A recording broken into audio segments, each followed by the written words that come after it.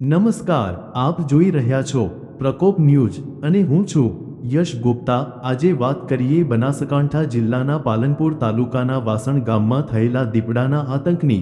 બનાસકાંઠા જિલ્લાના પાલનપુર તાલુકાના વાસણ ગામમાં એક ખેતરમાં આવેલા રહેણાંક મકાનમાં અચાનક એક જંગલી દીપડો આવી જતા સમગ્ર ગામમાં ભયનો માહોલ ફેલાયો। દીપડાની હાજરીની જાણ થતાં જ ગામના લોકોમાં દોડાદોડી મચી ગઈ અને આસપાસના ગામના લોકો પણ મોટી સંખ્યામાં ઘટના સ્થળે એકત્રિત થયા। ગામના લોકોએ તરત જ વન વિભાગને જાણ કરી। વન વિભાગના અધિકારીઓ તાત્કાલિક ઘટના સ્થળ પર પહોંચી અને દીપડાને પકડવા માટે રેસ્ક્યુ ઓપરેશન ચલાવ્યું। વધુ સમયના પ્રયત્નો બાદ દીપડાને સાવધાનીપૂર્વક પિંજરામાં પૂરવામાં આવ્યો।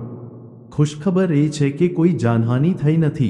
આ ઘટનાએ વન્યપ્રાણી અને માનવજાત વચ્ચેના સંઘર્ષની સમસ્યાને ફરી એક વખત પ્રકાશમાં મૂકી છે। વધુ સમાચારો અને અપડેટ માટે જોડાયેલા રહો પ્રકોપ ન્યૂઝ સાથે। જસવંત મકવાણા, વડગામ।